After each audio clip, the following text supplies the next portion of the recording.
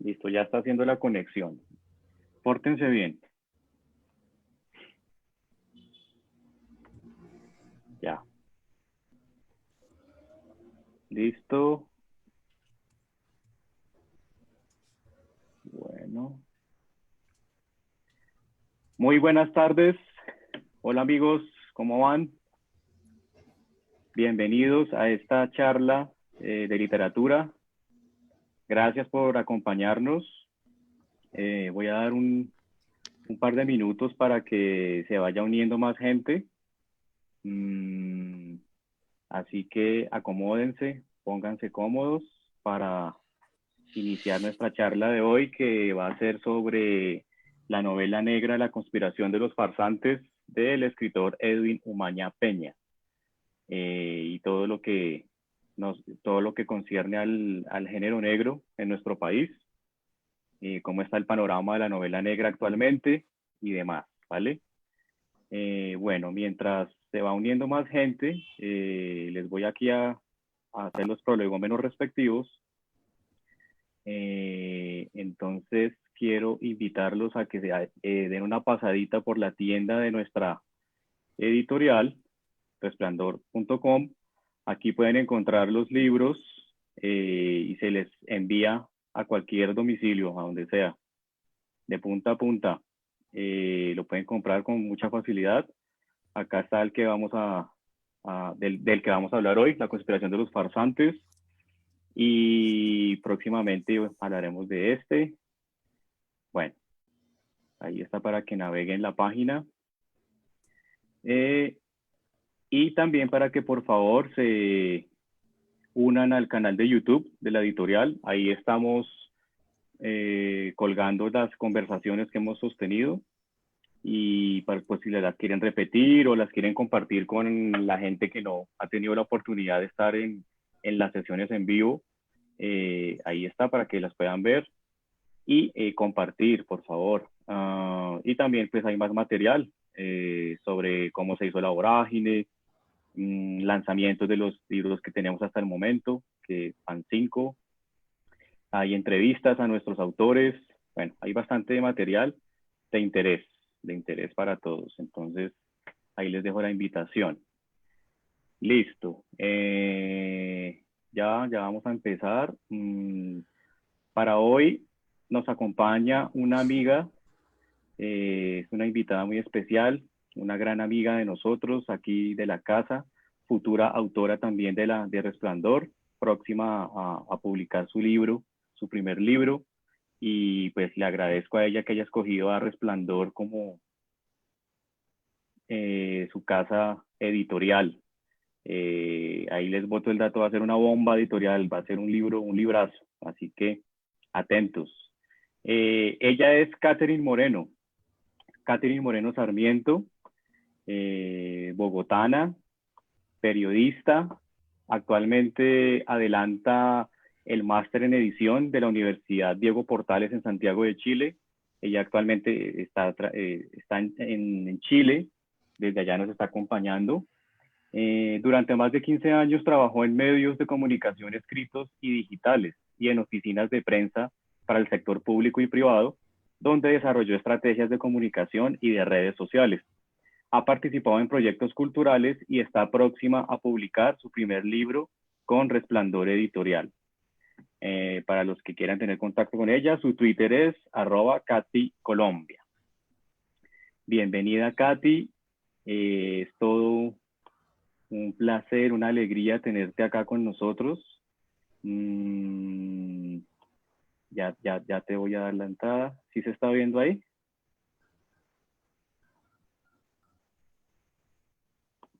¿Se está viendo? Sí. No, no está, pantalla no estás compartiendo, Ney. No, ya la dejé compartir, pero sí Ah, se bien. vio la presentación. Sí, Sí. claro, sí lo Ah, vi. ok, perfecto. Pero se fue Katy.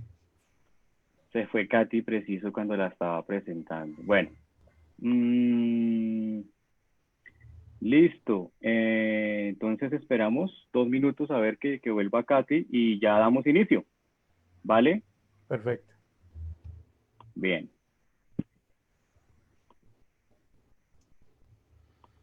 Ah, ya aquí, ya estoy. Pues vamos haciendo la introducción, si quieres a la... Ahí está. Ya va a entrar Katy, esperemos ya, Listo, perfecto. espérame. Perdón. Hola Katy, justo te fuiste cuando Ah, te estaba qué presentando. pena. Se me desconectó, pero Eh, ya, acá estoy. Hola. vale, listo. Bueno, bienvenidos todos de nuevo. Gracias por su compañía. Esta ya es la quinta sesión. Ya casi se nos acaba el ciclo de estas 7 plagas en la literatura. Vale, los dejo con los que saben. Gracias y bienvenidos también a Edwin, a Oscar y a Katy, como ya la había anunciado. Muchas gracias por acompañarnos hoy. Bien, todo Bueno, suyo. buenas tardes a todos y a todas. Muchas gracias por acompañarnos nuevamente estos viernes que estamos haciendo estos contenidos, estas charlas desenfadadas sobre literatura, sobre novela negra, sobre grandes autores, sobre Rubén Fonseca. Y cada una de ellas, pues ya como ustedes han podido ir notando, tiene un título bastante particular, desde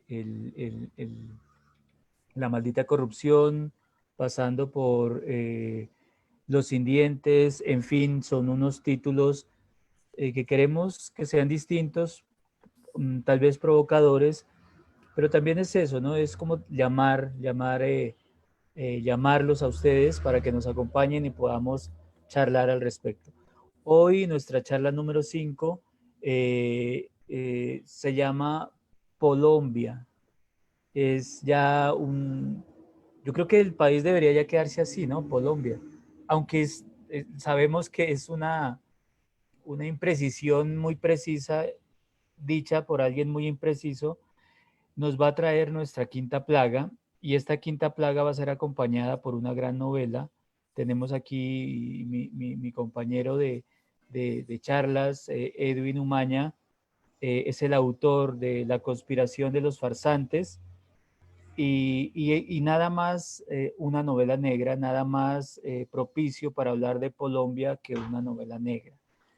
Cuando uno habla de Colombia, repito, una imprecisión muy precisa, dicha por alguien muy impreciso, no sé, estoy en un trabalenguas, pero ahí está saliendo. Se me viene a la mente, siempre hablábamos con Katy ayer, mi compañera de escenario ahorita, para preguntarle a Edwin todo lo de la novela, cómo la construye y todo lo que hace. Hablábamos de la inviabilidad de un país. Para mí siempre he tenido eso: cuando un país es inviable, no porque no sea inviable desde su gente, sino que es inviable desde sus gobernantes, y esa inviabilidad se convierte en una descompensación social muy grande. Esa descompensación social es lo que crea la inviabilidad, no la gente que es inviable, es la forma como se ha construido esa inviabilidad. Encontramos que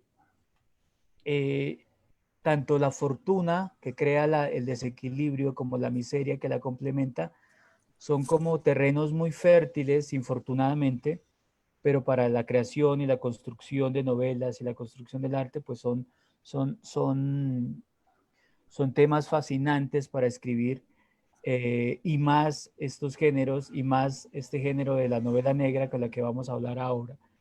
Quiero hacer esta pequeña introducción muy breve. La conspiración, no quiero leerles el resumen, sino que ahora la vamos a desentrañar y vamos a ir contando de qué trata la novela, para que ustedes puedan tener una lectura muy grande de lo que hizo Edwin con este libro, y también de lo que es la lectura de él de un lugar, como llamamos en la conversación, Colombia. Katy, te doy la bienvenida. Muchísimas gracias. Tú estás en Santiago. Un abrazo enorme encontrarnos así, reunirnos. Somos todos conocidos de la casa. Entonces, pues, si quieres quieres empezar con la primera pregunta. Tenemos unos bloques. El primer bloque se llama la novela negra Made in Colombia. Made in Colombia. Entonces, por favor, Katy, y si quieres arrancar con el primer interrogante para Edwin, nuestro invitado, nuestro colega y nuestro amigo. Hola a todos, gracias por la invitación, me siento muy orgullosa de estar aquí acompañándolos. Leí la novela hace muchísimo rato, volví a leerla para esta charla, de nuevo volví a recordar lo que me gustó, digamos, de ese tono que tiene la novela. Es una novela que trata sobre estos dos personajes tan distintos, pero que al final terminan tan metidos en la realidad colombiana. Y la primera pregunta que nosotros habíamos pensado con Oscar para preguntarte, Edwin, era sobre el referente nacional del género en novela negra. No sé, ¿hay un referente nacional del género en novela negra que te guste a ti? ¿Alguien en Colombia que escriba que te guste? Y de pronto hay un escritor que sea como tu guía, que te haya incitado a escribir novela negra. Bueno, buenas tardes. Muchísimas gracias a todos y a todas, o a todas y a todos, ¿cierto? Por estar aquí de nuevo en estas charlas, la quinta, sobre novela negra, sobre la conspiración de los farsantes, esta novela que escribí, y sobre algunos temas adicionales, ¿no? Como la ingeniería, la literatura, y otros relacionados con Colombia, con este neologismo tan curioso. Bueno, antes de responder la pregunta, voy a hablar un poco de qué va la novela para quien no esté enterado sobre qué es la conspiración de los farsantes, ¿cierto? Es una novela que cuenta la historia de dos personajes. Un ingeniero químico que se llama Carlos y un agente del Estado que se llama James, ¿cierto? Ellos en algún momento se cruzan, sus vidas se cruzan, ¿no? Y pasan cosas, ¿cierto? Carlos es una persona que está empezando como su camino ingenieril como profesional, pues trabaja en una empresa como vendedor de productos químicos, un trabajo pues muy usual, muy atractivo en ingeniería, y está casado y empieza a vivir como una crisis en su matrimonio y una crisis personal, a raíz de un romance que tiene con una chica en España. Cuando regresa a Colombia, vuelve a su trabajo como ingeniero y empieza a viajar por diversas zonas de Colombia, muy importantes además, unas con gran poderío industrial, y se va a encontrar con la realidad nacional, ¿no? Es una novela que ocurre hacia el 2008, 2009, de lo que está ocurriendo, ¿cierto? Una realidad pues, de violencia, de grupos armados, todo esto. Pero al mismo tiempo va a conocer unas mujeres con las cuales pues vivirá eh, romances muy apasionados que lo van a cuestionar como ser humano, su matrimonio, y van a generar una crisis. Y James, el otro personaje, nuestro agente del Estado, es una persona que pues se dedica a hacer el trabajo sucio, ¿no? Que se ejecuta en las instituciones de control que hay en el Estado, ¿cierto? Esto además no solo en Colombia, sino en el mundo entero ocurre. Y nos cuenta su historia porque pues lo van a acusar de unos crímenes que le ordenaron cometer y lo van a culpar a él, y él nos empieza a contar su historia, pues donde explica que esto pues va más allá de que él sea el único culpable. Y nos va a hablar de una cantidad de situaciones en las que ha estado durante mucho tiempo. Y en algún momento pues James se cruza con la esposa de Carlos y pues ahí va a pasar algo. Más o menos sobre esto va la conspiración de los farsantes. Entonces pues una novela que está vinculada a una realidad, ¿no? Que muchos que hemos vivido, en fin. Bueno, vamos a volver a las preguntas entonces, como me decía Katy, ¿no? La novela negra en Colombia y un referente nacional. Bueno, la novela negra como tal, este asunto de la novela negra se empezó a hablar con fuerza en los 90, que es cuando llegan a Colombia muchos autores latinoamericanos muy fuertes de novela negra. Recordemos que el género negro, porque no solo es la novela, vamos a ver que también el cine ha sido muy importante y el cómic. Cuando surge el género negro en los años 20 del siglo pasado, hace un siglo, llevamos para 100 años de novela negra, va más allá de contar la historia de un crimen, ¿no? es una indagación en estos universos del bajo mundo, que usualmente en la novela negra pues nos deja en evidencia que el crimen está vinculado, digamos, a las altas esferas, ¿no? Aquí en los 90 llegaron los grandes autores latinoamericanos como Rubén Fonseca, como Osvaldo Soriano, y empezaron a escribirse muchas novelas negras.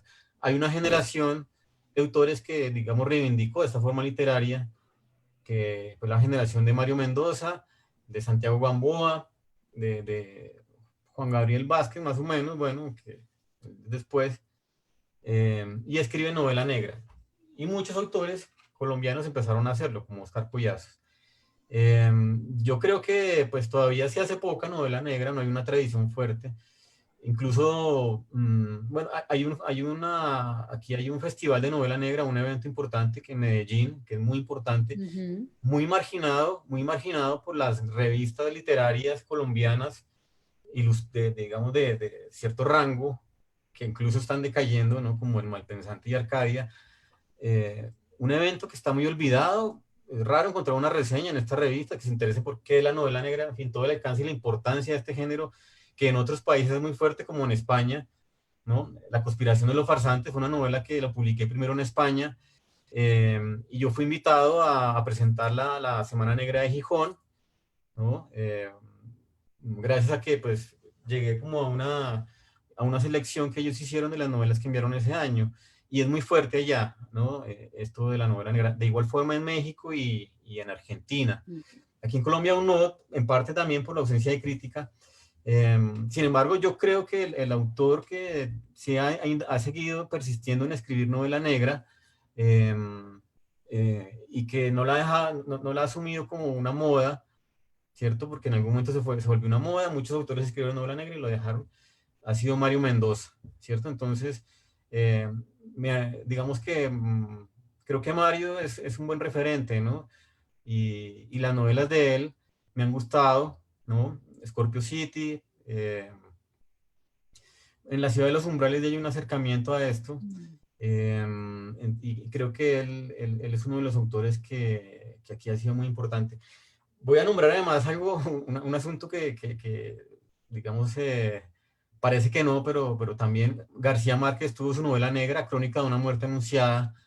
Es una novela negra, así uno la lee y uno dice, no, esto es novela negra, ¿no? La historia de un crimen que indaga en un universo como este pueblo, con este infierno que tiene este pueblo, ¿cierto? Que nos describe García Márquez. Incluso una vez leí una entrevista de Santiago Gamboa que él le preguntó a García Márquez, oye, ¿por qué no escribe novela negra? Y el Gabo le dijo, no, yo ya escribí una.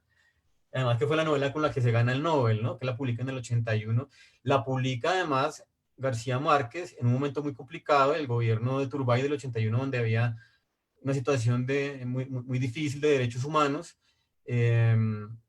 Incluso él estuvo a punto, García Márquez, de ser aquí retenido por los militares y seguramente desaparecido. En esa época desaparecieron muchísima gente. Y él se va, él logra irse, el Gabo mismo contaba la historia, ¿no? Como por 20 minutos salvó su vida. Él logra meterse a la Embajada de México y luego se va a México y bueno, publica. Y al año siguiente se gana el Nobel cuando ya hay otro gobierno, el de Betancourt, que ya cambió la cosa, ¿no? Paradójicamente un gobierno conservador cambió la cosa y bueno, esto se hizo más vivible y García Márquez vuelve a Colombia años después gracias a Betancourt.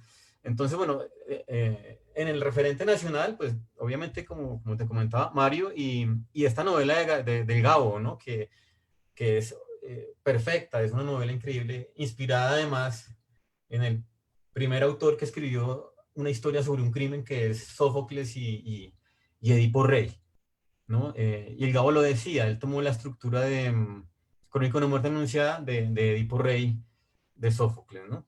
Entonces, para mí, estos son los referentes. Hay otros autores, como Antonio García Ángel, él ha escrito novela negra, Miguel Mendoza, ¿no? También, y creo que son importantes, ¿no? Y que valen la pena leer, ¿cierto? De una generación más contemporánea. Muy bien, gracias Edwin por esa introducción. Bueno, complementando, cuando tú hablas de dos personajes, ¿no? De los protagonistas, Carlos y James, yo diría que es tres, son tres. Es un triángulo ahí. Es Sandra, porque sin Sandra no existe novela, pero ahora luego vamos a ver Sí. quién es, ¿no? Sandra, Carlos y James. Y James tiene muchos registros, ¿no? James es Rubén, bueno, en fin. Y Carlos una cantidad de romances y cosas por el estilo. Pero para cerrar esta primera parte de la novela negra Made in Colombia, se me ocurre una pregunta, Edwin. Bueno, tú ya nos das un contexto y como las personas o los escritores que más te emocionan aquí en lo local y bueno, también en lo internacional, también ahorita lo mencionaremos un poquito. Pero Edwin, las editoriales se meten la mano al drill para sacar novelas negras, invierten en autores de novela negra colombiana. ¿Tú cómo ves ese paisaje? ¿Cómo ves esto antes de meternos de frente con la novela? Cuéntanos, por favor. Bueno, en este momento no. Cuando fue la moda en los 90 sí se publicaron, ¿cierto? También muchos escritores que no tenían ni idea de novela negra les dio por escribirla porque se vendía. Ahora no. Voy a citar un caso también que ocurrió con esta Semana Negra aquí en Medellín, de Premio Novela Negra, una novela, ¿cierto? La doble espiral de Pacho Restrepo ganó hace unos años. El festival había hecho un convenio con Random House, editores. Ellos le publican la novela, pero la dejan totalmente abandonada, incluso no la distribuyeron. Una novela bastante buena, que también merece que la lea mucha gente, y la han dejado en el ostracismo. Es decir, en este momento no, las editoriales no les interesa, excepto El Resplandor, ¿cierto? Que sí está interesada en publicar, ¿no? Y en hacer de la novela negra, pues, digamos, un tema que va a tener un espacio en la editorial. Pero en general no, aquí no ha ocurrido, es muy raro, ¿no? Que no ha ocurrido lo que ha ocurrido en otros países donde sí incluso se han generado sellos, colecciones de novela negra.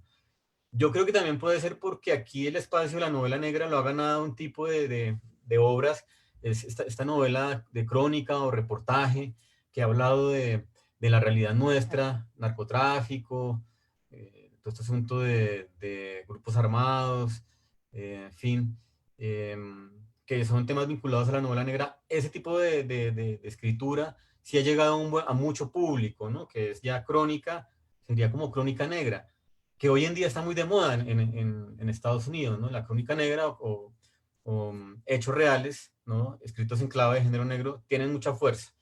Aquí yo creo que sí lo tiene ese tipo, pero la novela negra no, pero no sé, las editoriales, tal vez por falta de visión, tal vez, no sé, porque el género negro es un género que gana muchos lectores, tiene muchísimos lectores, ¿no? Perfecto. Entonces entramos a nuestro segundo bloque. La novela en sí. Vamos a entrar de lleno para que nuestros amigos que nos están escuchando, amigos y amigas, miremos de qué trata. Entonces, Katy, agarra a este señor, por favor, y a preguntarle.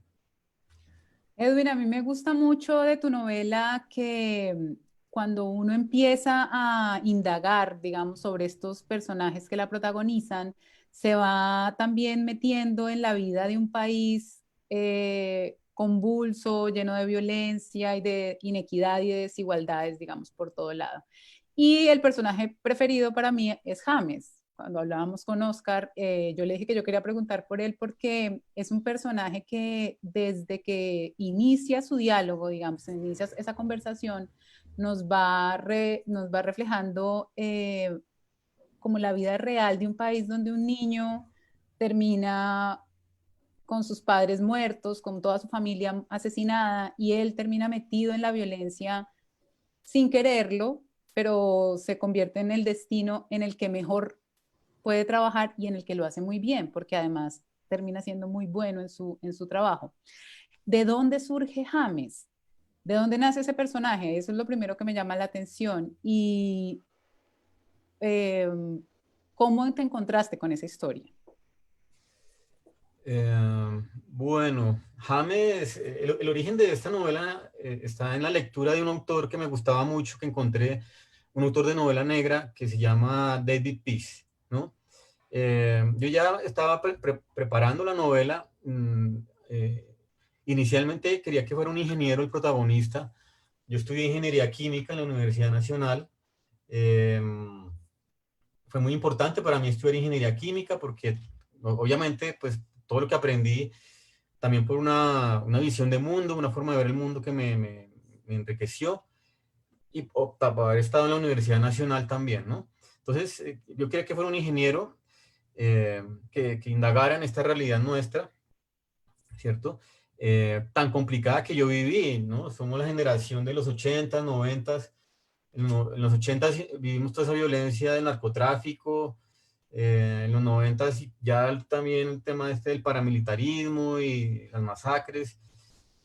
Como ingeniero eso de una forma, de una u otra forma te lo encontrabas, ¿no? En salidas técnicas, en fin, o historias que te contaban, o, bueno. Entonces, y luego ya, pues cuando me gradué, ¿no? Ya sales a trabajar y te la encuentras, ¿no? Tienes que ir afuera a vender un producto, o sea, una planta en X lugar de Colombia y ahí te lo encuentras, ¿cierto? Entonces yo quería quería hacer una novela negra que hubiera un ingeniero que se metiera en esta realidad que estaba ahí.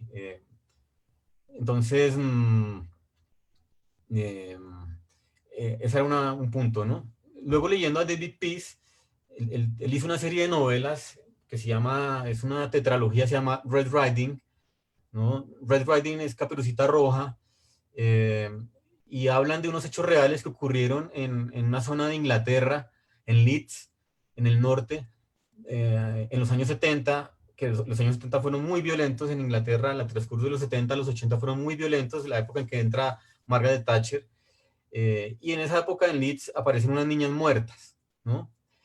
Y el caso ahí, pues pasan cosas, y a raíz de esas niñas muertas, estalla un escándalo de una cantidad de cosas que estaba haciendo la policía de Leeds, o sea, matando gente, torturando, tráfico en negocios con traficantes, en fin. Pero eso le echaron tierra. Eh, David Peace recupera esto y hace él investiga además, porque él era periodista, investiga y hace una tetralogía muy interesante, donde algunos de los personajes son los policías. Además es una tetralogía que es muy novedosa en su forma de escritura y me gustó. Yo me puse loco por esa obra. Y ahí dije, no, claro, esto me gustó. Yo siempre pensaba, ¿quién va a ser el otro personaje? Un sicario, tal. Y dije, no, tiene que ser un funcionario del Estado, ¿no? Por esa época Mario Mendoza había publicado una novela, recuerdo, y en un blog alguien escribió una reseña sobre esa novela de Mario, y, y una persona, un agente, ¿no?, del Estado hizo un comentario, ¿no? Hey, ¿por qué no escriben novelas con personajes como nosotros, que somos los que estamos ahí? Entonces, bueno, ahí dije, no, tiene que ser.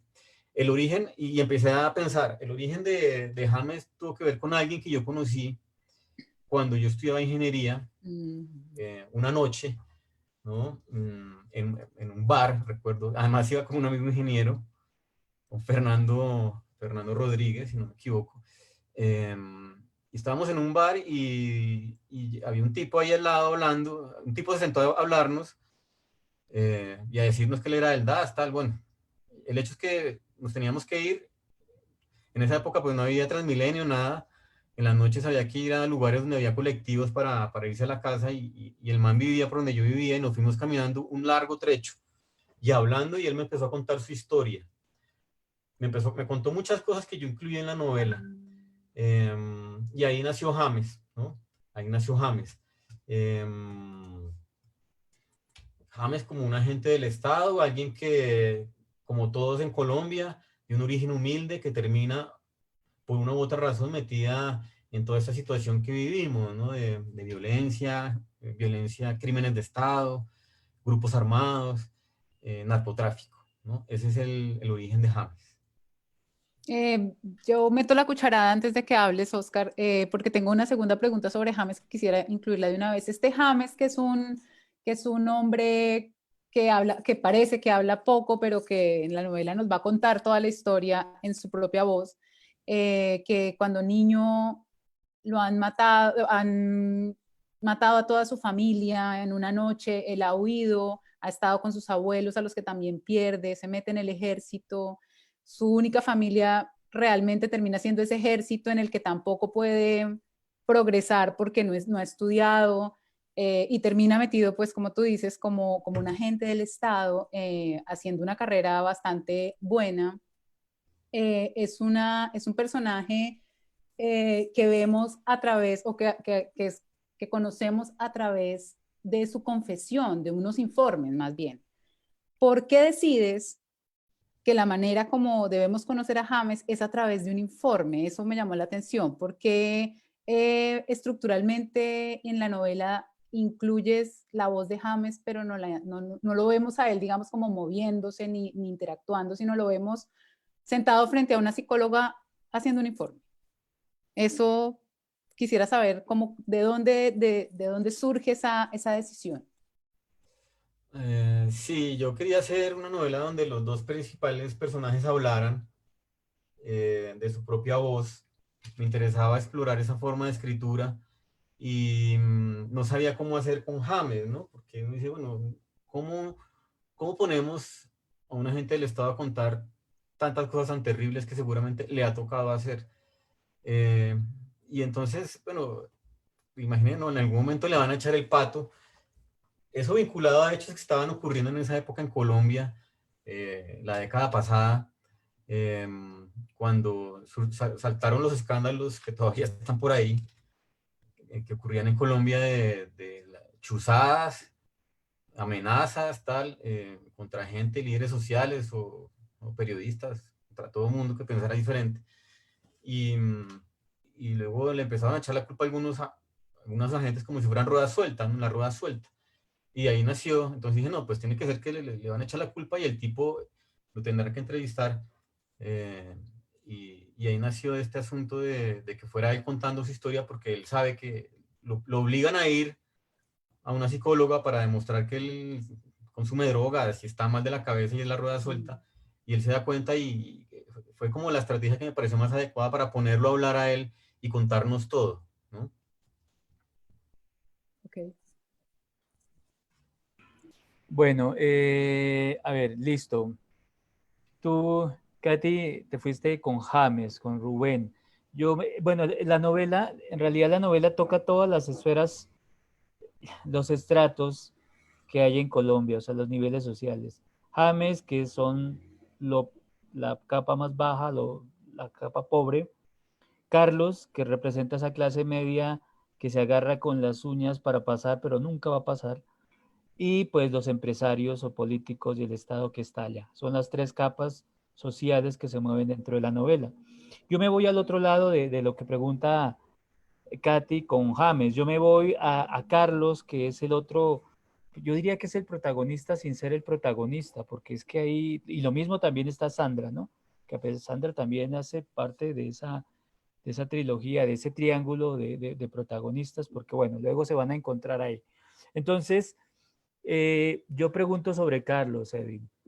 Carlos es un personaje muy, muy colombiano, tremendamente colombiano. Ya dijimos que es clase media que se quiere agarrar con las uñas para pasar a la clase alta, pero pues sabemos que eso no ocurre.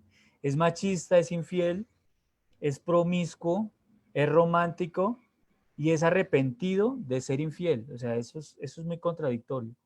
Eh, Se mete con una chica, con otra mujer y se arrepiente de siempre de haber cometido porque siempre quiere a Sandra, ¿no? ¿De dónde sale este personaje y por qué este personaje principal se echa la carga de la historia? Nedvin, ¿cómo se relaciona un sujeto así, superficial y llamémoslo en cierto sentido gozón, con echarse al peso? ¿Cómo tú pones a ese personaje? ¿Por qué lo pones en funcionamiento de eso, llevando el relato? Eh, bueno, sí, Carlos es el colombiano promedio, profesional, en el medio, digamos que en el medio académico, estudiar en la universidad pues te va a ayudar a ascender socialmente y en este tipo de medios de profesiones liberales, como la ingeniería o la arquitectura, en fin, pues también es muy importante el ascenso social. Y Carlos pues representa eso, ¿no? Lo vi carne propia como cuando estudié ingeniería, y conocí también, pues luego cuando me gradué de ingenieros, que también luego pues quieres ascender socialmente y la ingeniería pues llega a ser bastante lucrativa, ¿no? Carlos, en realidad yo quería que el personaje fuera un ingeniero químico, pero no lo tenía bien delineado. Y también Carlos, digamos que me inspiré en una persona que conocí, con la que trabajé y muy exitosa, un ingeniero muy exitoso, ¿cierto? Y muy aventurero, ¿no? Muy aventurero sentimentalmente. Eh, entonces, me inspiré en él, ¿no? Sobre todo este tema de ser infiel, tal, me inspiré en esta persona, porque esa persona, digamos que vivía una situación parecida y me sorprendió. Pero me gustó eso, de esa persona, cómo lo vivía, entonces me inspiré en él. Pero también en cosas obviamente personales, ¿no? Como ingeniero, eh, que por ejemplo el tema religioso, ese arrepentimiento, esa culpa, pues yo estudié en un colegio de curas, yo ahora no soy católico, pero lo fui muy, muy fuertemente católico, ¿no? Lector de la Biblia y tal, de los misterios, ¿no? Estos misterios eclesiásticos, todo esto, nos controlaba, ¿no? Y eso me interesaba también, esa crisis religiosa, que es un tema que me atrae mucho. Por ejemplo, bueno, no sé, hay un autor un director de cine, Martin Scorsese, él hace género negro, ¿no? Películas de género negro. Eh, Esos mafiosos, por ejemplo, sobre todo en una de sus primeras películas, eh, Malas Calles, que es una película del 70, son unos malandros que tienen una crisis religiosa. Yo cuando vi Malas Calles, es con Robert De Niro y Harvey Keitel, buenísima. Además está el asunto de los latinos en Nueva York en esa época. Y entonces estos personajes tienen una crisis religiosa y se cargan, matan gente y luego van a rezar. Entonces me interesaba, ¿no? Ese asunto esa doble moral, pues. Y en Carlos, obviamente, quería trabajar el tema de esa doble moral eh, religiosa y sobre todo del catolicismo. Y era apropiada, ¿no? Ese tema de ser infiel, arrepentirse, esa carga que igual es un asunto que que se vive fuertemente, ¿no? Se vive fuertemente nuestra dimensión espiritual, ¿no? Más si uno pertenece a una religión. Entonces, por eso era otro tema que me interesaba, ¿no? El tema religioso y esa doble moral, ¿no? Y bueno, lo otro, pues, ya como comentaba, eh, este asunto ascendente, sí es verdad, eso forma parte de la dinámica de nuestra sociedad, es algo muy fuerte en la sociedad colombiana. Yo viví en España unos años, allá ya no es tan fuerte porque es una sociedad más homogénea, pero aquí sí, y me parece que también son temas literarios muy atractivos para escribir, también los he vivido, ¿no? Con mi familia, obviamente. Entonces, también era otro tema que yo tenía pensado, ¿no? Bueno, Katy, dale. Edwin, hablando de James y de Carlos y de ese país en el que están los dos metidos, digamos, y que nos está contando, el libro es un viaje alrededor de Colombia. Vamos a ver muchísimas poblaciones, vamos a conocer capitales, pero también lugares más pequeños. Tanto James como Carlos están todo el tiempo viajando y nos están mostrando como el país a través de un viaje y de su gente. Eh, y ahí, en ese viaje, pues nos encontramos con la realidad, nos chocamos con la violencia. Yo te quería preguntar, ¿cómo lograste hacer que la ficción y la realidad estuvieran como en equilibrio? ¿Cómo filtraste las noticias y los paramilitares, la guerrilla, la matanza de la UP, por ejemplo, que también la tocas con bastante fuerza?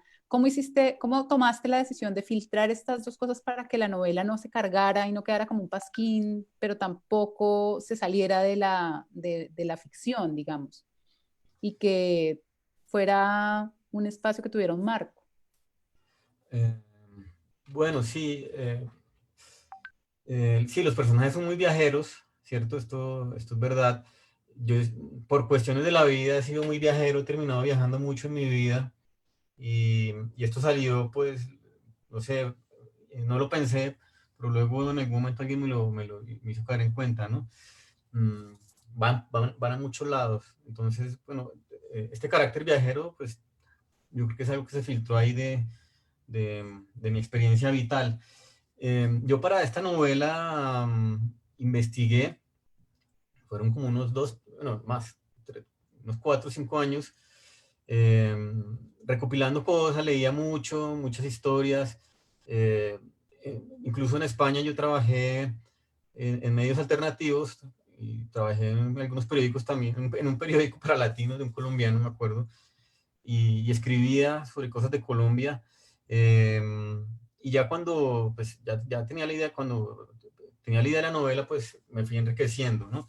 Entonces sí fueron lecturas de muchísimos libros eh, sobre la historia del narcotráfico en Colombia, sobre, así, por ejemplo, agentes de la DEA. Este asunto de los agentes de la DEA en Colombia es fascinante. Ese, yo creo que puede ser un subgénero de la novela negra colombiana porque es increíble la cantidad de historias que hay con lo que han hecho aquí los agentes de la DEA, ¿no? En nuestro país. Entonces, bueno, sí, investigué a fondo, más o menos desde los 70, desde la llegada del narcotráfico. El narcotráfico llega a Colombia en los años 60, ¿cierto? Digamos que es cuando antes había drogas porque aquí eran medicinas, ¿no? La hoja de coca y la marihuana la utilizaban como medicina. La hoja de coca es nuestra planta ancestral también, ¿cierto? Pero en algún momento, pues digamos que las volvieron drogas, ¿no? Y es en los años 60 cuando aquí se inicia el narcotráfico. Algo que se muestra en la película Blow, es una película con Johnny Depp y Penélope Cruz, ¿no? Que nos habla de un chico en Estados Unidos que viene a Colombia. eh, Él viene, creo que como parte de un programa, algo así. El hecho es que aquí se entera de todo lo que hay y cuando vuelve a Estados Unidos, él es un hippie y empieza busca la forma y empieza a llevar droga de aquí a Estados Unidos, ¿no? A partir de ahí empecé a investigar porque es un tema que me apasiona y es un tema mm, que yo creo que pues a mí lo que me gusta de la novela negra, este tipo de historias que me encantan, y es un tema que es muy rico para contar historias sobre Colombia y sobre nuestra identidad, ¿cierto? Eh, entonces, hice una investigación ardua, pero ya cuando llegó el momento de escribir, sabía que la novela tenía que ocurrir en esta primera década del siglo XX, que fue tan complicada, sigue siéndolo, porque todavía hay asuntos ahí que están sin resolver. eh, y ya entonces sí me enfoqué ahí. Sin embargo, a través de este personaje de James, digamos, me remonto al pasado, ¿no? Y bueno, parte también de la realidad la conocí aquí en Colombia. Decía, soy muy viajero, he viajado mucho, eh, mochileando, ¿no? Por Colombia y he tenido amigos muy viajeros también, con quienes me he enterado muchas historias. Y de esa forma también empleé la realidad, sobre todo la realidad que yo había vivido, ¿no? O a través de ellos, de cosas pues terribles que han ocurrido aquí en Colombia, que había que contarlas, porque en medio de eso estaban seres humanos y seres humanos, ¿no? Como James y Carlos, ¿cierto? Que más allá de acercarse uno a hechos reales, pues siempre en una obra literaria los personajes son lo principal, ¿no? Cómo viven en medio de estas situaciones. Aquí en Colombia, pues nuestra situación es muy especial y merece ser vista no solo desde el punto de vista del criminal, como es usualmente en este tipo de novelas, o de un policía, sino de gente normal y corriente, como nosotros, gente que está ahí, pues estudia una carrera, quiere hacer algo en la vida, progresar, vivir tranquilo, tal, yo qué sé, que se ven que se ven uno abrumado por una realidad muy terrible y a veces en algún momento hasta se la encuentra y a veces uno en algún momento hasta termina metido, como ocurre con Carlos, ¿no? Él sí, queriendo hacer una buena acción porque se siente muy mal, termina metido cuando le ayuda a una cooperativa de campesinos y termina metido en todo este lío, ¿no? Entonces, mi interés era ese también, ¿no? Mostrar cómo, a pesar de que parezca que no, esta realidad nuestra de alguna forma nos afecta y nos puede llegar, y pues ahí estamos, ¿cierto? Ahí estamos, pues, a ver qué hacemos, intentando salir, ¿no? Me interesaba una mirada a este asunto. Bueno, muy bien. Yo tengo, a ver, Edwin, tengo una serie de inquietudes. Si quieres, tú las vas, pero bueno, voy a empezar de la siguiente forma. Una conspiración es un entendimiento secreto entre varias personas con el objetivo de desestabilizar el poder establecido o atender, trastocar la estructura legal. Eso es una conspiración desde el punto de vista de definición. Entonces aquí viene una seguidilla de interrogantes, Edwin, que yo te hago. Eh, Primera, ¿por qué la conspiración de los farsantes? ¿Quién conspira contra quién? ¿Por qué farsantes? Esas tres, ahorita para que las tengas presentes, más esta, por favor. Es indudable que el Estado está propiciando misiones de seguimiento y desaparición de la izquierda en la novela. Es el Estado el que propicia la muerte total. Se aprovecha de las bajas esferas, las contrata, coge a las clases medias, las contrata y en fin. Mi pregunta es, ¿este es el fondo real de la novela? Mostrar un paisaje que con cada época cambia y que se le pone un nombre eufemístico siempre, ¿no? Lucha antiguerrilla, luego falsos positivos y son simple y llanamente crímenes de Estado.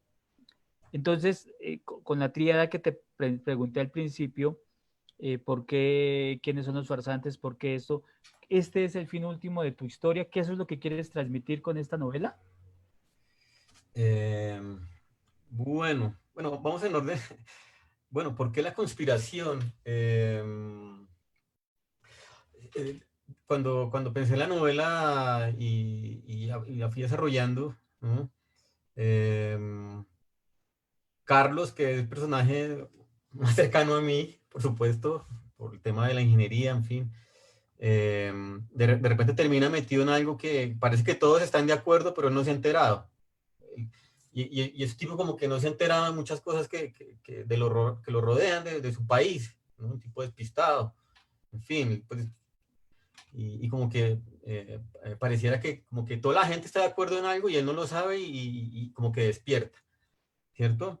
Y James, en cambio, sí es un tipo que sabe que todo mundo conspira, que él está en un medio donde todos conspiran, él sí tiene conciencia de qué es lo que está ocurriendo y cuando la novela arranca, que es cuando James nos empieza a contar su historia, él sabe que luego van a ir detrás de él, ¿no? Por eso le empieza a contar la historia y se la da a esta psicóloga para que él la tenga. Y dice, bueno, yo le voy a contar a usted la verdad cuando arranca la historia y cuenta su historia personal y luego su historia como miembro de esta institución del Estado, ¿no? La agencia que se dedica pues a perseguir gente. Entonces, cuando yo iba escribiendo la novela me di cuenta que ese era un concepto que estaba presente y, y se volvió en realidad así como el gran leitmotiv de esta obra, ¿no? Todo el mundo conspira, ¿cierto? Todo el mundo está como tramando algo con otros y, ¿no? En fin. Eh, entonces, eso de conspirar como que es un estado social, ¿no? En este caso. Y los farsantes, bueno, también todos mienten, ¿cierto? En esta historia todo el mundo miente. Cuando la novela arranca, pues nos vamos a enterar que Carlos le miente a Sandra, a su esposa. James miente, sí, él es un farsante porque le toca ponerse otras identidades. Pero además cuando la novela arranca, James nos cuenta cómo asesinan a un sindicalista y el sindicalista lo cogen porque él también le está siendo infiel a su esposa. Es decir, todos forman parte de una farsa. Entonces, También, digamos, esto se fue volviendo un concepto de la obra, ¿no? Todos mienten, todos se ponen una máscara. No sé, tal vez tiene que ver un poco también con, tal vez, nuestra cultura esta latina occidental, ¿no? De mentir tanto, de no decir las cosas claramente. Como les contaba, yo viví en España y allá la gente es muy franca, ¿cierto? Pero luego también te mete mentiras, ¿no? Eh, y aquí pues ni se diga, aquí no somos tan directos para decir las cosas, le damos muchas vueltas, ¿no? Y también a veces nos ponemos máscaras. Entonces se volvieron los dos conceptos. Cuando llegó el momento de ponerle el título a la novela, pensando y pensando, yo sabía que tenía que poner la palabra farsa, y pensando, pues salió esto de la conspiración, ¿no? Y bueno, el fondo de la novela, sí, la novela, hay dos planos. Está el del Estado, donde se desenvuelve James. En este caso, sí, estos organismos del Estado que se han dedicado a perseguir gente que puede ser peligrosa, sindicalistas, estudiantes, en fin. Yo estudié en la Universidad Nacional en los 90, pues allá el tema social de la realidad es muy presente. Presencié muchos, yo qué sé, las pedreas, muchas situaciones complicadas. Eh, Allá pues tú en la Universidad Nacional, que es una universidad fantástica y maravillosa, te enteras de la realidad nacional de muchas formas, quieras o no quieras, con, no sé, los estudiantes que han matado dentro, a que han desaparecido. Fue una vaina que yo pues la vi indirectamente, pues yo nunca fui un activista así, pero sí me enteré muy bien y fue algo muy fuerte para mí. Me marcó, ¿no? De saber que sí, que si te metes digamos, a militar ciertas ideas, así sea por militar, te puede pasar algo, por ser militante de ciertas ideas, en este caso la de izquierda, te puede pasar algo, ¿cierto? Entonces sí, esta línea sí representaba y sí me interesaba acercarme a ese asunto de los crímenes de Estado y estas organizaciones del Estado que persiguen gente. Lo estamos viendo hace poco, el último escándalo con las chuzadas del ejército, o sea que una institución se dedica a espiar a sus propios ciudadanos, pues es complicado, es una complicada, mucho más perseguirlas y desaparecerlas, en fin. En eso también, pues, nuestra historia, pues, muy presente, ¿no? Pues de nuevo voy a hablar de García Márquez. Yo estudié en la escuela de cine en Cuba, la escuela del Gabo, y en un momento en que él todavía estaba vivo y fue a dar clases eh, esto era un tema, ¿no? Este era un tema que él a veces nos conversaba hacia los estudiantes, eh, sobre todo esto que conté cuando él recibió el Nobel, ¿no? Y leyendo su revista alternativa, él fue su revista alternativa fue de las primeras que empezó a denunciar de frente la persecución y la eliminación de estudiantes en los años 70, o de gente de sindicatos, en fin. Entonces, bueno, muy marcado por esto y quería que estuviera en la novela y para eso fue esta línea de James. Y está la otra, que es a través de Carlos, de una forma más indirecta, que tiene que ver con el narcotráfico, ¿no? Pues Carlos trabaja en una empresa y en el momento lo cuenta, ¿no? Parece que el dueño de la empresa hizo el billete con el que montó la empresa vendiendo vendiendo insumos para procesar drogas, que ese es un asunto que también es un clásico en la ingeniería, ¿no? Y este tema me encanta, este tema a mí me encanta, este tema de la ingeniería y cómo tiene ese efecto en la realidad nacional. La ingeniería y lo ilegal es un tema que me fascina, que incluso vendrá en las otras novelas. Entonces, claro, ahí va a estar ese otro plano, ¿cierto? Entonces, el fondo de la novela son esos dos planos y son temas que me interesan seguir indagando.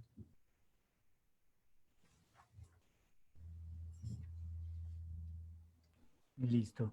Si quieres, Katy, dale a la técnica, ¿te parece? Sí, Pasemos a hacer. ¿O yo quieres? quería, pues me parece que podría caber la pregunta que tengo sobre la ingeniería. Perfecto, perfecto. Yo estaba Ya pensando. que Sí, ya que Edwin lo dijo, cuando yo terminé de leer la novela, una de las cosas que me llamó la atención es que durante toda la historia nos están mostrando cómo la ingeniería aporta al desarrollo del país, cómo ha sido clave como en ese desarrollo.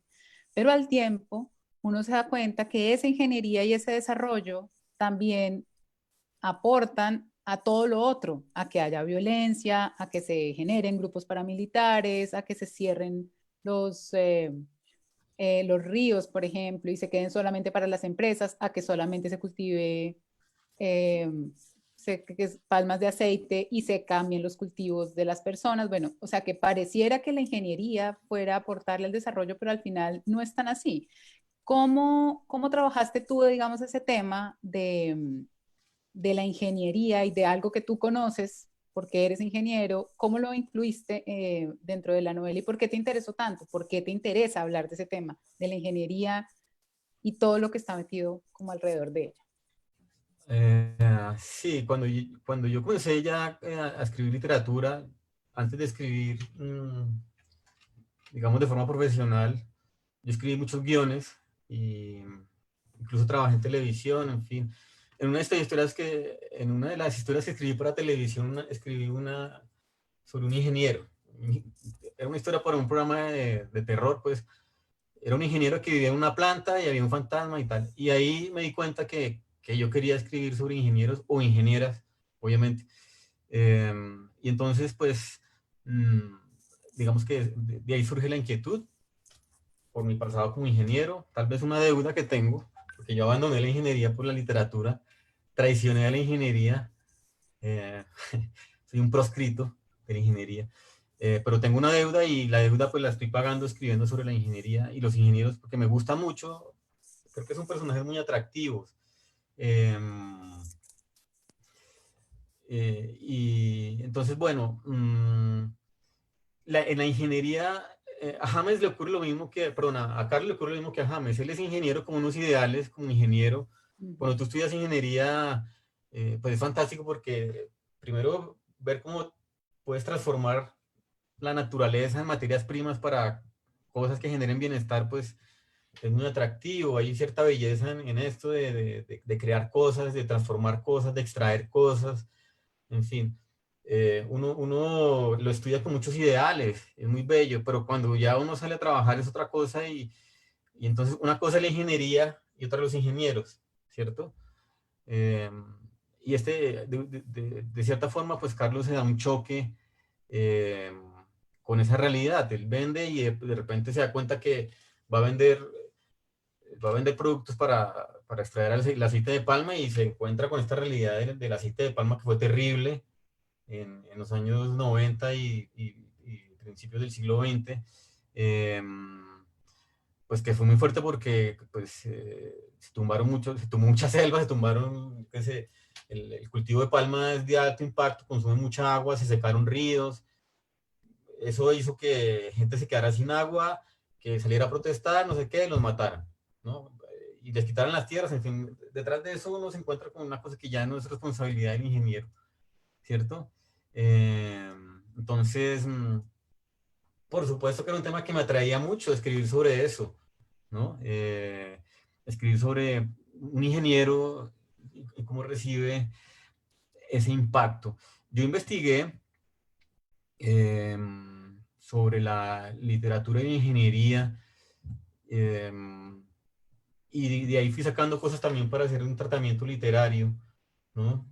La ingeniería, luego leyendo en retrospectiva, cuando empecé a echar cabeza, de una u otra forma está presente en la literatura desde hace muchos años, desde la primera obra de la literatura, el Gilgamesh.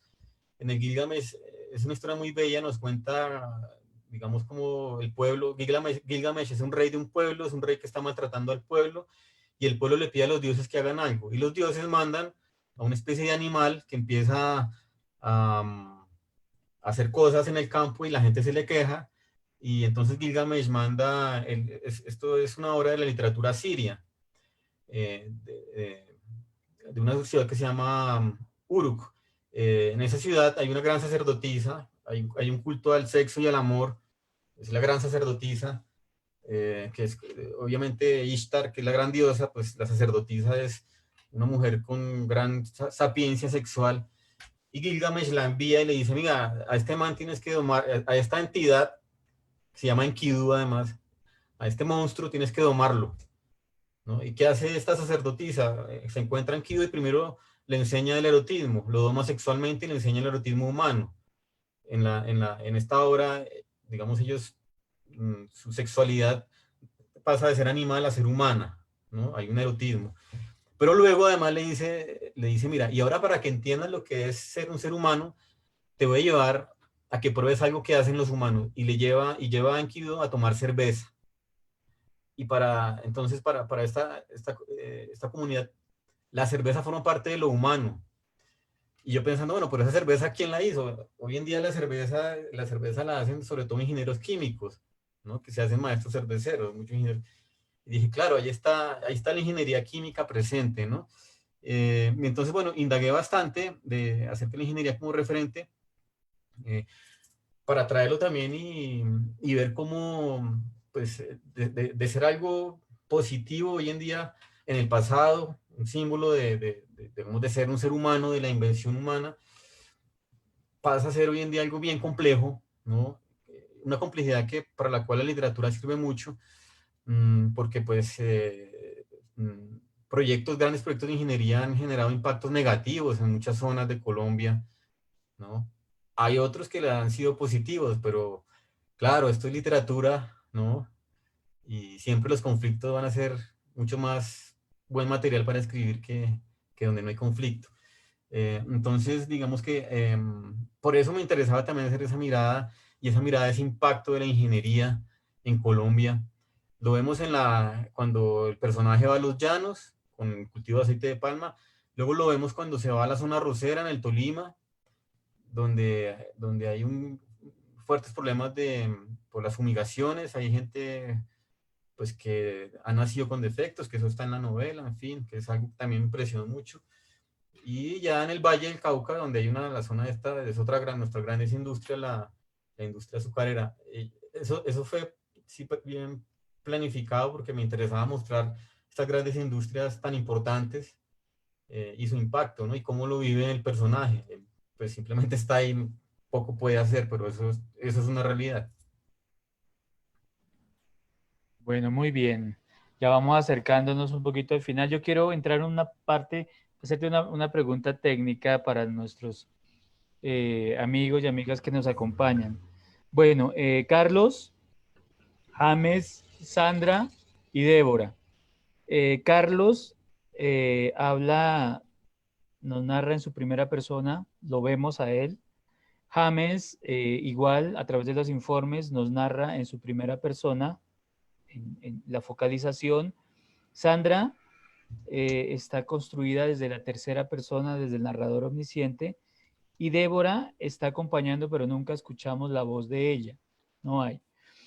Mi pregunta es, ¿cómo se selecciona una voz o la voz indicada para una novela, Edwin? ¿Cómo lo logras? Bueno, en la novela ahí están estas dos voces. Creo que fue lo más difícil y tal vez, bueno, es algo que puede ser mejor, construir estas dos voces. Una desde una persona con una formación, ¿cierto? Como Carlos, ¿no? La más cercana a la mía, y otra la de James. La de James con muchos amigos que tuve. James es del eje cafetero. Tuve muchos amigos del eje cafetero estudiando cuando estudié ingeniería y cuando estudié literatura. Y entonces recordé muchísimo cómo hablaban ellos, cómo me contaban las historias. Me interesaba construir varias voces porque quería que fuera una novela polifónica, y en primera persona. Quería experimentar o trabajar esa forma de escritura, esa forma narrativa, ¿no? Y fue algo deliberado. Hice muchas pruebas, tuve que hacer muchas pruebas y corregir mucho, sobre todo el texto de James. ¿no? Se lo leí a mucha gente, incluso se lo pasé a colegas para que me ayudaran a mejorar el lenguaje y fuera muy diferente, y pues que James sí se acercara a un tipo que ha vivido una vida muy salvaje, muy dura, muy difícil, ¿no? James es un personaje que quiero, incluso si hay tiempo, pues leeré una parte de lo que él habla, aunque me identifico más con Carlos, soy más cercano a James, lo quiero mucho, lo empecé a querer escribiéndolo, eh, pues porque también representa a estos verdugos o esta gente que, mm, digamos, están a sueldo, asesinos a sueldo, que se ven haciendo eso no porque quieren, sino porque la vida los llevó, ¿no? James, sus padres mueren, primero su familia le roban las tierras en los años 50, en esta época entre liberales y conservadores, los van echando de su tierra y les toca irse a la ciudad, que es una violencia que muchos vivimos. Yo, pues, soy hijo de inmigrantes, de gente que prefirió irse, mis padres se fueron del campo a la ciudad porque había más oportunidades en la ciudad, en el campo era terrible, ¿no? Como mucha gente en Colombia, pues, le ha ocurrido. Y en este caso con James, pues, les roban las tierras, ¿no? Ya es fruto de ya la violencia jodió su vida. Llega a la ciudad y más o menos me logra recuperar a su familia y otra vez entra esa otra violencia que es la del narcotráfico y él termina siendo un huérfano en el ejército y el ejército termina siendo su padre y su madre, ¿no? Y ahí él aprende a matar y resulta bueno para matar y, y entonces nada, va a terminar siendo un buen asesino, ¿no? Al servicio del Estado o de intereses de personas del Estado, ¿cierto? Eh, entonces, digamos que de esa forma me interesa también trabajar mucho esa voz de James. Hay un tercer narrador que es como un compilador, que es el que cuenta los vacíos, que se llama Fernando, que es un amigo de Carlos. A quien Carlos le habla es a Fernando y Fernando es quien recopila los vacíos y cuenta la historia de Sandra, que es pues el otro, es un personaje que está ahí, no es tan principal, pero está ahí, y es un personaje que va creciendo. De estos dos personajes, el que logra cambiar y cuestionarse su vida eh, es ella, ¿no? De forma indirecta y con esa decepción que tiene con su matrimonio, esa dificultad para conseguir trabajo en este mundo patriarcal, para una mujer que además trabaja en ese medio de la televisión, estas cosas, es bien complicado y ese personaje quería pues, que también estuviera presente y lo hace de una forma indirecta. Ella sí no la podía poner a hablar de una forma en primera persona y lo hice a través de un compilador. Entonces son tres formas. También quería que la novela fuera muy dinámica, que no fuera aburrida y que los cambios de registro creo que permitían eso. Eso también, de todas formas, digamos que lo vi en las obras de David Peace, en esta tetralogía, en Red Riding. Él utiliza varias voces y eso me encantó y ahí lo tomé.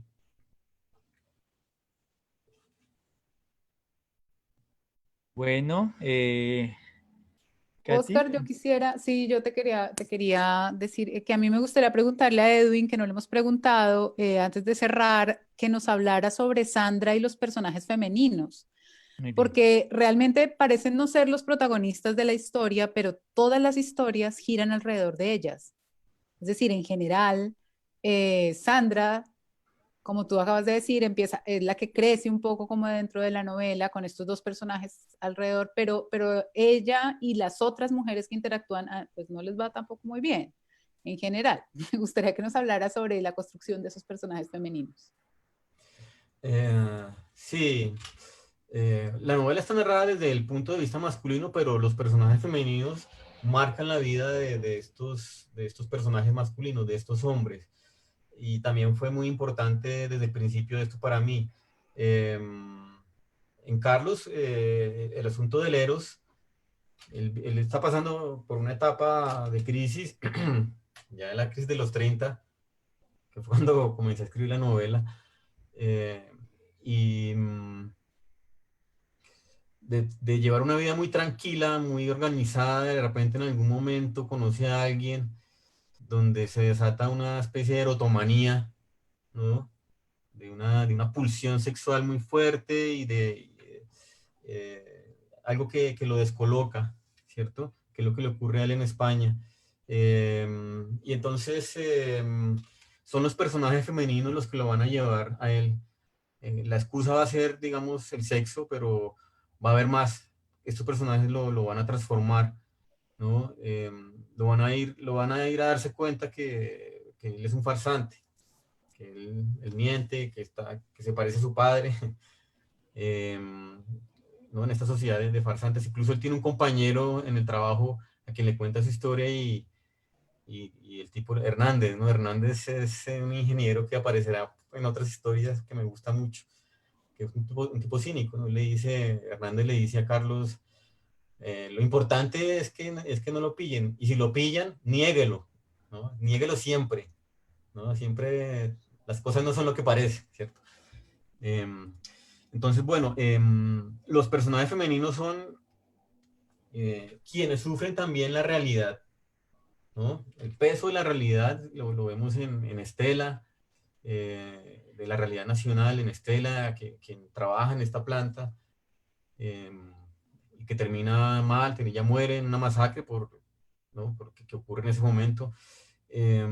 Zoraida, que ella está trabajando en esta zona de las zonas arroceras, y ella es una inmigrante antioqueña, ¿cierto? Viviendo pues esta vida tan complicada allá. Y Zulia, que también muere, que es esta profesora allá en este pueblito del Valle. También está vinculado a ese impacto de la etapa de investigación de todo lo que ocurrió en Colombia. El mayor impacto lo recibieron las mujeres, obviamente, con violaciones, asesinatos terribles o que les mataran a los hijos. Los hombres, muchos hombres se habían ido, no estaban. Nuestra sociedad es una sociedad en su mayoría de madres solteras, de hijos abandonados por sus padres, de padres irresponsables. Eh, entonces, también estos personajes pues, representan eso, y sí fue algo deliberado mostrar el impacto de esta realidad en ellas, ¿no? Y el otro personaje, Sandra, este tema del matrimonio a mí me interesa mucho como tema de escritura, no solo porque lo he vivido, sino porque es un tema que estaba muy presente en la historia de la literatura, sobre todo en la novelística del siglo XIX. Por ejemplo, Madame Bovary, ¿no? Que es una novela que me impactó mucho, ¿no? Y este asunto del matrimonio en las mujeres, ¿cierto? El matrimonio encierra a las mujeres. Detrás del matrimonio hay una promesa de ilusión amorosa, y son las mujeres quienes la viven de una forma como más intensa. Es muy importante, es algo muy bello, y luego se transforma en otra cosa. Y entonces Sandra era como mi Madame Bovary, ¿cierto? Y ella poco a poco se va decepcionando de este matrimonio, que están bien, tienen plata, él está ganando dinero, pero al final se da cuenta que lo importante en un matrimonio es el amor, y el amor se está yendo porque él la está abandonando, nunca está, la está dejando sola, hasta que ella encuentra su camino. Entonces, a través de estos de estos cuatro personajes, eh, los personajes masculinos se van a afectar, ¿no? Y eso fue algo que también quería, como también para contrarrestar que no había una voz femenina hablando directamente, los personajes espejo iban a ser los femeninos. Bueno, una última para terminar. Háblanos, Edwin, de el futuro de la novela negra en Colombia. Yo prendo la luz para que sea un poquito más claro. ¿Listo?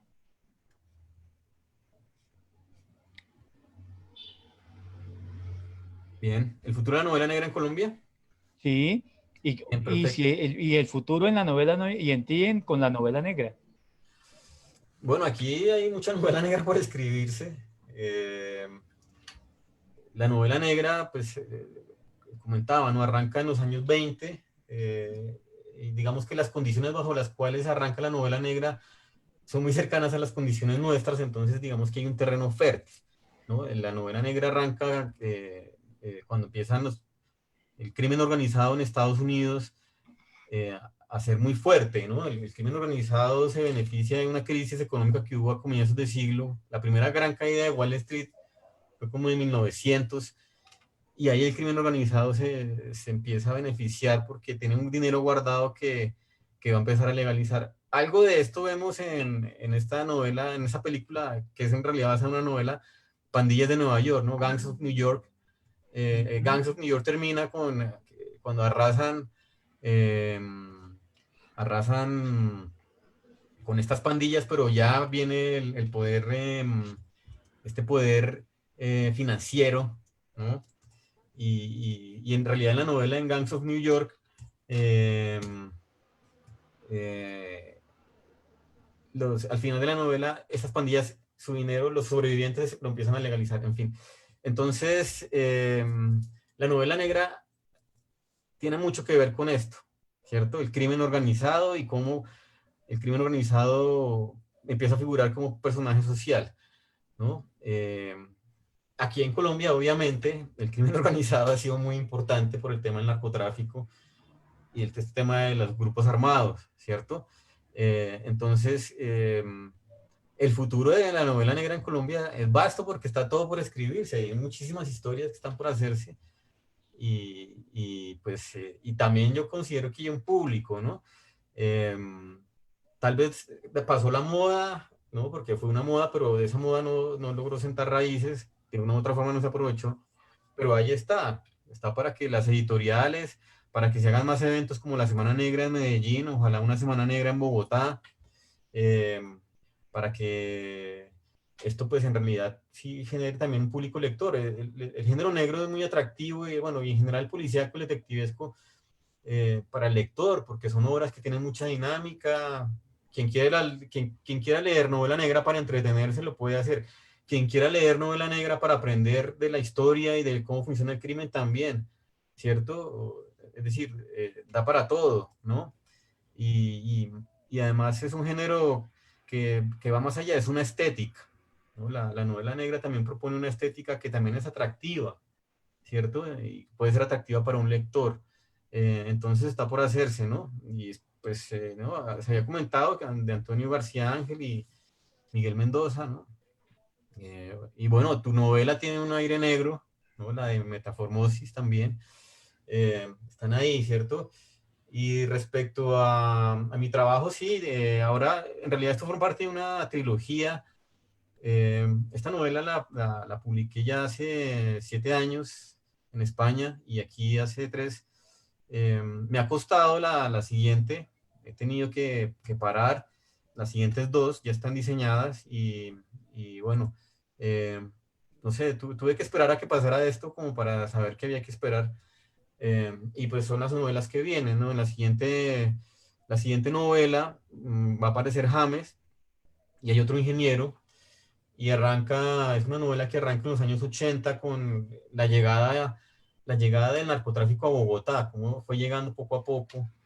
eh, y es un personaje que es un ingeniero que a través de la música, en este caso la novela arranca con la llegada del rock en español, la música va a ser su refugio a este asunto tan complicado que fue cuando el narcotráfico irrumpió con fuerza en Bogotá, copando espacios sociales, en los lugares de, no sé, los bares, discotecas, imponiendo el modelo del traqueto exportado de Antioquia, eh, y también a nivel político y con las bombas, tal. Entonces, esta siguiente novela arranca en los 80 y en los 90, y bueno, es un largo recorrido.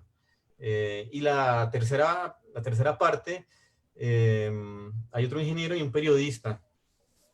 Y la tercera parte nos habla de estos matarifes, como estilo de lo que ocurrió hace unos años con un sujeto despreciable que violó a una niña en un apartamento de un estrato 6 en Bogotá.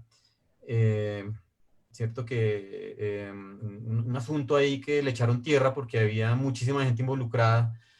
Y entonces la tercera parte de la novela, la tercera parte de la trilogía va sobre este tipo de situaciones, ¿no? Donde va a estar, en algún momento aparecerá de nuevo James, quien va a saber quién está detrás de todo esto. Entonces, en esto consiste pues lo que viene, ¿no? Y luego ya seguramente escribiré otro tipo de obras. Ahora publicaré un libro de cuentos donde haya uno de género negro, el resto son historias de aventuras de gente inmigrante en las ciudades o en Bogotá, ¿no? También me gustaría escribir, además de novela negra, pues otras vertientes, vamos a ver, ¿no? Sí, de acuerdo contigo, Edwin, que aquí lo único organizado es el crimen y el gremio de los taxistas. Pues agradeciéndote mucho, muchísimas gracias.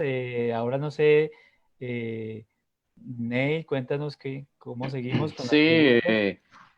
bueno, mucha gratitud a ustedes por esta conversación tan amena, muy, muy, muy interesante, que es una novela que hay que leer definitivamente. Para culminar ya esta parte de presentación y darle paso a las preguntas que están haciendo acá, los que nos están acompañando, a quienes agradecemos también. Quisiera que los panelistas, Catherine y Oscar, culminaran con una síntesis, algo muy corto sobre por qué recomiendan la lectura de La conspiración de los farsantes, qué hubo de especial en esa lectura que pudieran recomendarle a nuestros lectores. Y luego de eso continuamos con las preguntas que aquí tengo listas que está formulando el público. Katy, ¿quisieras Sí. comentar? Perfecto, gracias. Bueno, nada, yo agradezco también la invitación, agradezco a Edwin por habernos dado este libro. Creo que es un libro que vale la pena leer porque eh, tiene mucha oscuridad, pero también mucha luz sobre lo que es Colombia. Es un viaje, realmente, es un viaje al interior del país y al interior de dos personajes, bueno, tres con Sandra, que se van como torciendo o encontrando su camino.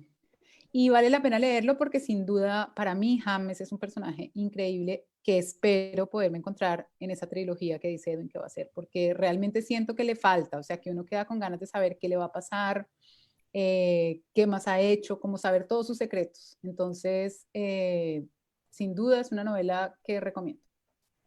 Gracias, Katy, y de nuevo muchas gracias por tu compañía allá desde Chile. Saludos, un fuerte abrazo. Qué bien que estés acompañándonos. Acá la gente te está mandando muchos saludos. Se alegra mucho Ay, de salud. verte acá por Facebook. Gracias. Así que, bueno. Oscar, No, pues llevamos 1 hora 22 minutos hablando de una novela. Yo creo que eso ya es una justificación inamovible para buscarla. ujú. Y que escritores de arriesgados se atreven a tocar estos temas, me parece otra razón suficiente para buscar la novela y leerla y compartirla a la vez. Vale, Oscar, muchas gracias, hombre. Un fuerte abrazo también, escritor de la casa. Gracias por el tiempo y por el esfuerzo que le ponen a estas charlas aquí los viernes a las 5 de la tarde. Bueno, listo. Ya para darle el culmen a esta charla y que a las 7 podamos ver el estreno de Matarife con tranquilidad, vamos a darle paso a las preguntas. Así que tiene el público tiene la palabra en estos momentos. He ido recopilando ya algunas y una de las intervenciones que hace Paola Pérez, un saludo a Paolita, un abrazo, que siempre nos acompaña y ella siempre pide algo que debemos hacer, claro. Es Edwin, porfa, léase un pequeño fragmento de la novela de su propia voz, algún episodio que usted considere que debamos leer, que le haya llamado más la atención de su propia autoría.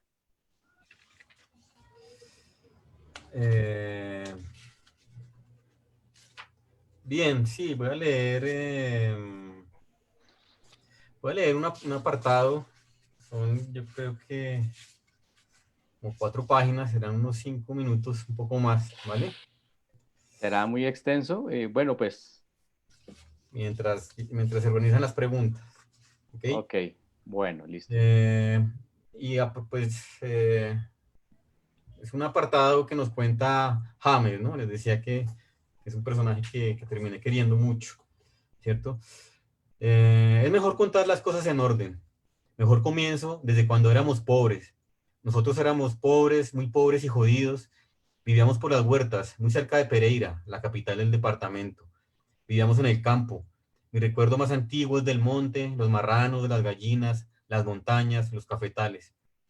Pero éramos muy pobres, no teníamos nada, aparte de la casita, la tierrita con los cultivos y los animales. Bueno, en realidad la tierra no era nuestra, pero allí habíamos vivido muchos años y era como si ya lo fuera. Mis abuelos también eran campesinos, tanto los de parte de la cucha como los de parte del cucho. Ellos venían de lejos, de otras tierras por donde los habían sacado por ser liberales. Cuentos de la época de la violencia de los años 50.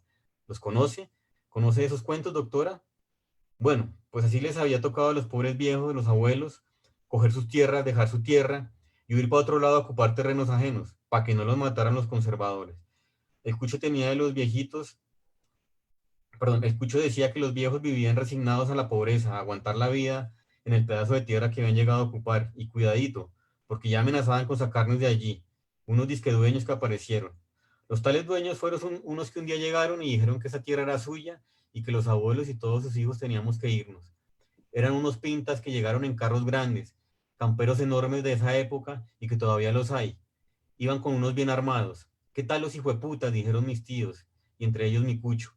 De aquí no nos vamos, dijeron un día que se reunieron. Pero qué va, esa gente venía armada y para asustar a los que vivían en esas tierras, cogieron un día a uno, amigo de mi papá, un campesino joven pero arrecho, que no se dejaba joder de ellos, que se les encaraba y no les mostraba miedo.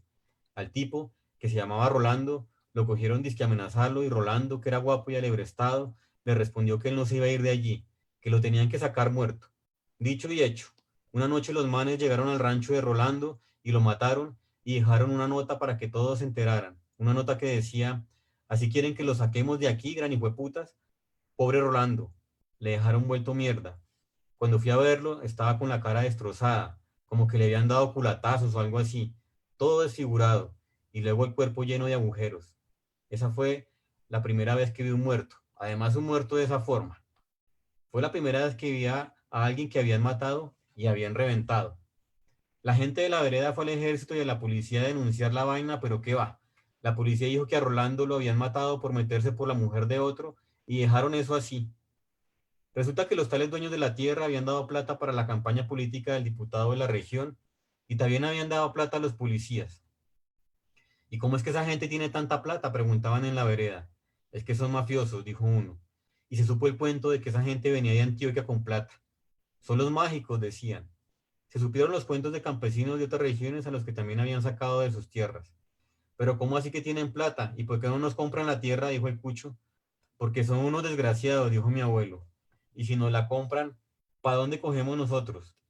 Para la ciudad, dijo mi cucho. ¿Y allá qué vamos a hacer? ¿Qué tierra vamos a sembrar?, respondió el abuelo. La gente aguantó algunos meses más hasta que mataron a otros. Al final no resistimos y nos fuimos.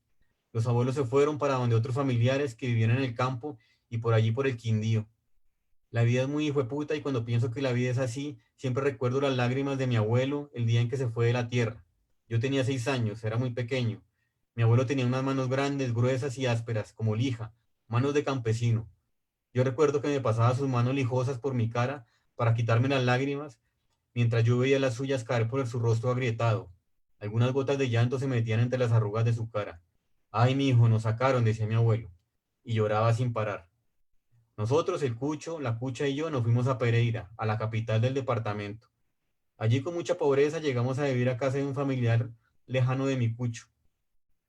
Bueno, en realidad eso no era una casa, era un rancho hecho con latones y maderas, en un barrio de invasión donde había cientos de chozas como esa, muy cerca del río. Allí en la ciudad las cosas eran duras. Yo estuve un tiempo sin estudiar, me dejaban encerrado cuidando de los niños, hijos del matrimonio que nos alejó. Mi padre comenzó a trabajar como obrero junto al familiar, que era un primo lejano. Mi madre encontró trabajo como limpiadora en una casa. Yo me aburría mucho, me la pasaba encerrado en el rancho jugando con los niños que eran muy pequeños. El rancho estaba dividido por una cortina. Para bañarse había que traer agua de una quebrada cercana, no del río porque estaba contaminado. Algunas veces yo dejaba a los niñitos encerrados y me salía a jugar a la calle con los otros niños del barrio. Jugábamos fútbol, canicas, con la tierra, lo que fuera. Esos niños también eran muy pobres. Algunos andaban descalzos, yo no. El Cucho decía que nosotros jamás tendríamos que andar con la pata al suelo.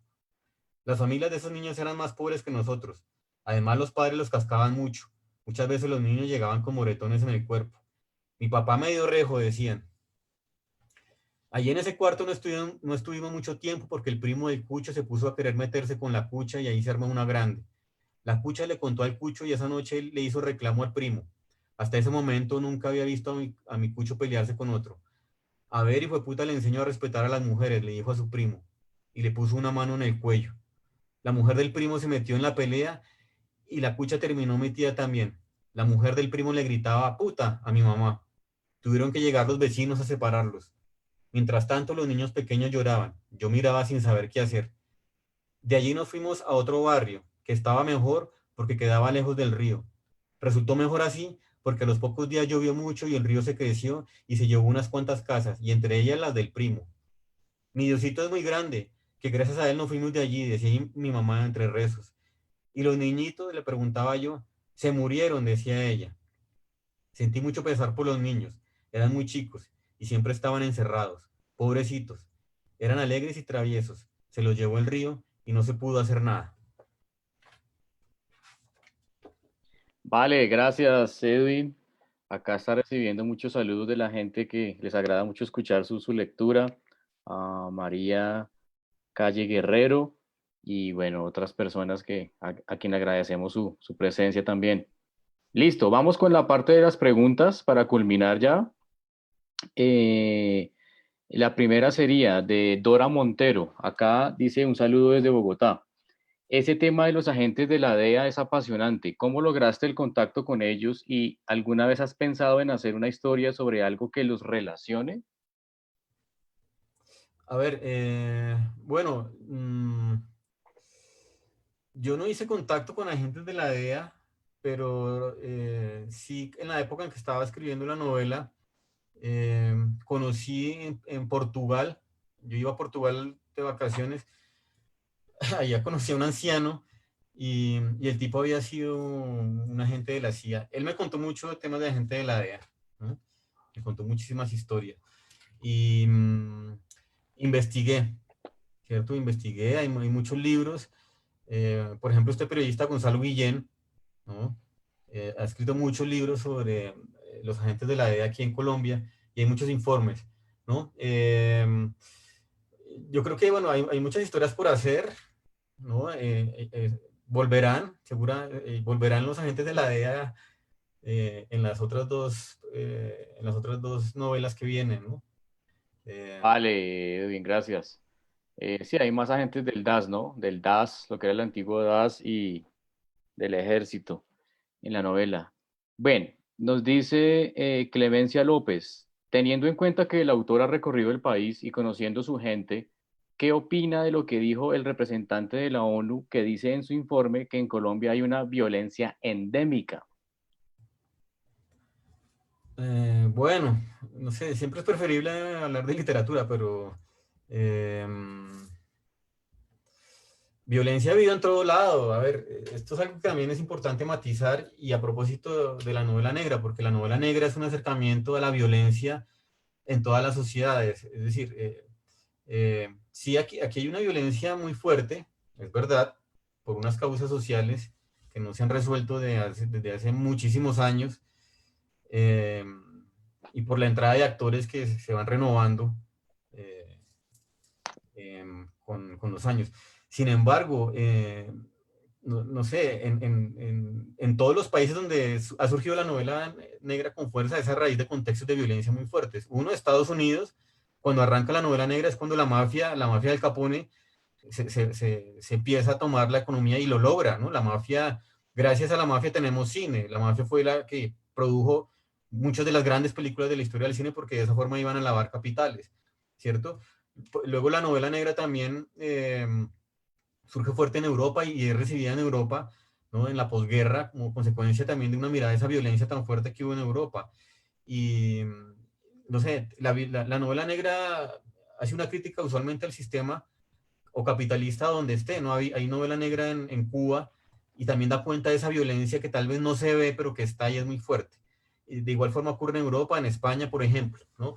O para citar el último caso, un caso reciente, muy bueno, no tan reciente, pero que fue muy importante, cuando Stieg Larsson publica Millennium, es una novela que ocurre en Suecia. Hasta ese momento, Suecia es la sociedad perfecta donde no ocurre nada mentira. Hay una violencia muy fuerte contra las mujeres, hay una violencia muy fuerte contra los inmigrantes que no salen los titulares porque siempre estamos mirados desde una óptica europeísta, ¿no? Donde ellos ocultan cosas pero nos acusan de otras. O sea, entonces, bueno, hay que matizar, ¿no? Ahora, que sí hay una violencia y somos violentos, sí, claro, pero porque para acabar con eso se requiere un trabajo y también políticas de Estado, y no las ha habido, ¿cierto? Y tendrá que haberlas en algún momento, ¿no? Por supuesto que sí, Edwin, gracias.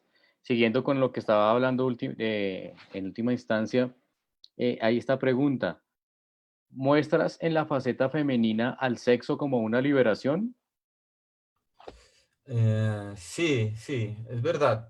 Hay una fuerte presencia del sexo en la novela, así como de la violencia. Hay escenas muy violentas que me costó mucho escribir, que sufrí mucho.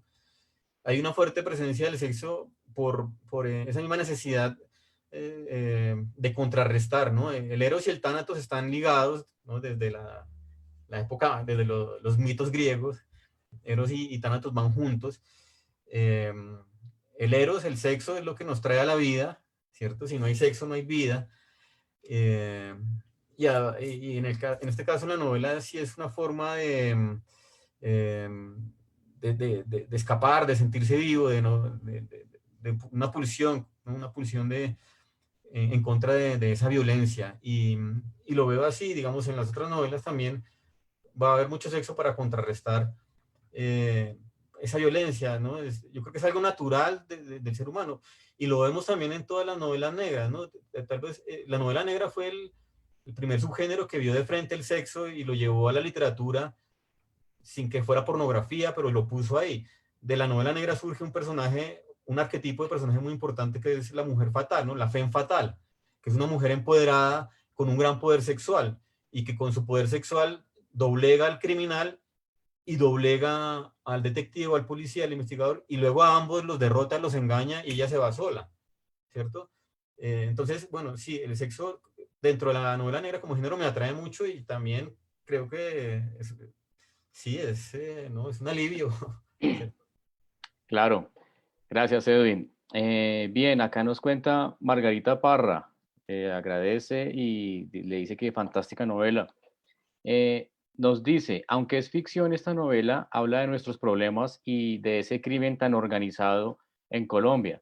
Sí.